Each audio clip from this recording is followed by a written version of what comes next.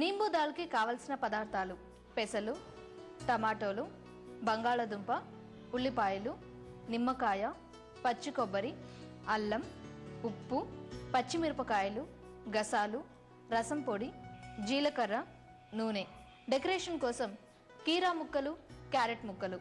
నీంబు దాల్ తయారు చేసుకునే విధానం: ముందుగా స్టవ్ మీద గిన్నె పెట్టుకొని 3 స్పూన్స్ నూనె వేసి కాగాక కొంచెం జీలకర్ర, కొంచెం కరివేపాకు, పచ్చిమిర్చి ముక్కలు, ఉల్లిపాయ ముక్కలు, కొంచెం దంచిన అల్లం, 4 స్పూన్ల పచ్చి కొబ్బరి తురుము, 2 స్పూన్ల గసాలు కలిపి గ్రైండ్ చేసుకున్న పేస్ట్ వేసి కొంచెం ఫ్రై అయ్యాక టమాటో ముక్కలు, కొంచెం వాటర్, తగినంత ఉప్పు వేసి ఉడికించాలి.